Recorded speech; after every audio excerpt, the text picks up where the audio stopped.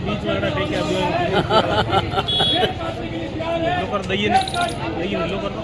दैया थोड़ा ये हो जाओ यार, बीच में भी तो ये ले आया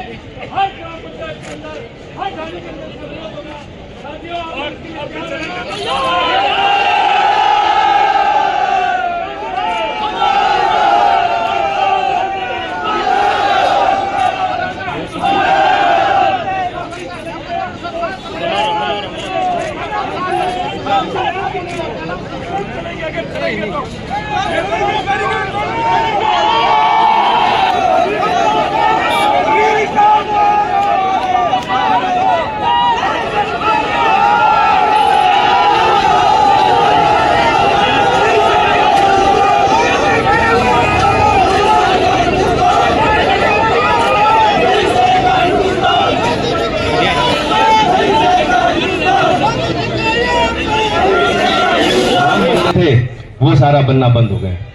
हमारे यहाँ पर निर्मल भारत अभियान चला करता था, जिससे हम लोग धीरे धीरे धीरे धीरे उस तरफ माहौल में जा रहे थे जहां पर हमारी नदियां स्वच्छ हो रही थी, जहां पर हमारा आसपास की आबो हवा स्वच्छ हो रही थी।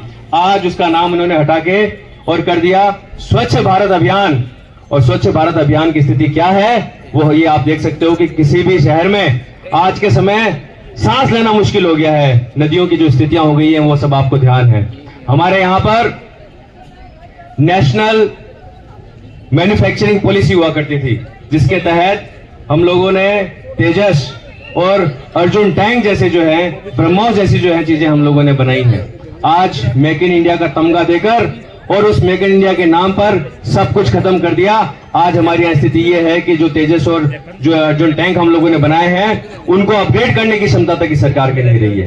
तो मेरे कहने का मतलब है कि इन लोगों ने अगर ये मनरेगा को नाम बदलने की कोशिश की है तो ये सिर्फ नाम बदलने की कोशिश नहीं है, ये इसे आने वाले समय में बंद कर देंगे, जिसका नुकसान सिर्फ और सिर्फ हम जो पश्चिमी राजस्थान में जो लोग रह रहे हैं, खासतौर पे जो मनरेगा के तहत जो गरीब सामान्य परिवारों को, दलित परिवारों को, किसान के बच्चों को जो मनरेगा के मार्फत जो पैसा मिलता था और उनका भरण पोषण होता था, उन्हें ये मंजूर नहीं है कि इन्हें एक पैसा भी मिल जाए।